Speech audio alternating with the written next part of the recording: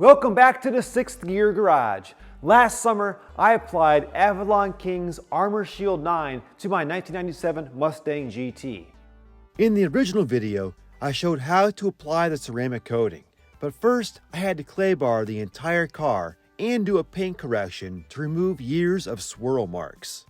Ceramic coating adds a protective layer over the paint, but it does not fill or hide things like scratches or swirl marks, so those need to be removed first. And that was really the majority of the time and labor I had in this project. The actual application of the Armor Shield 9 only took a little over an hour from start to finish. And now it's already fall of 2023. I'm getting ready to put this thing away for winter storage. So let's get it outside, give it a good wash, and do a side-by-side comparison to the original footage to see how the ceramic finish has held up over 15 months. First, I gave it a good wash to remove any dirt from the surface. Let's compare how well the water beads and repels after 15 months. So here we are on October 23rd, 2023.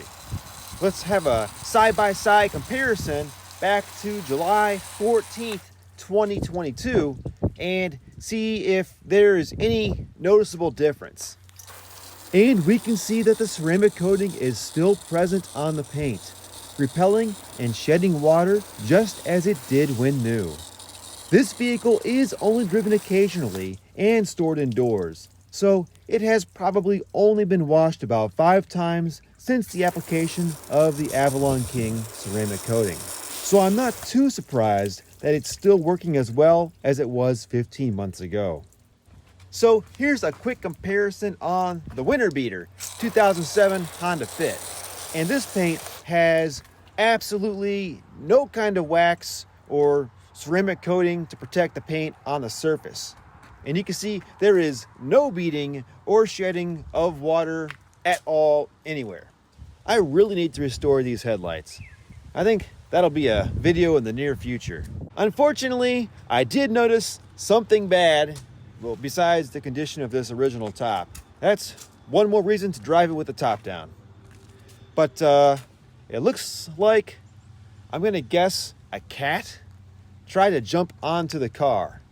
You can see there are some scratches in this plastic trim, but I'm guessing the cat slipped because you can see claw marks going all the way down the side of the car. Still going. Almost all the way to the side skirts. It even managed to scratch inside of the side scoop. So if anyone ever figures out a ceramic formula to protect against cat scratches, you'll be a millionaire. I'll do another update down the road on the Avalon King Armor Shield 9 ceramic coating, and we'll continue to see how it holds up in the long run. Thanks for watching.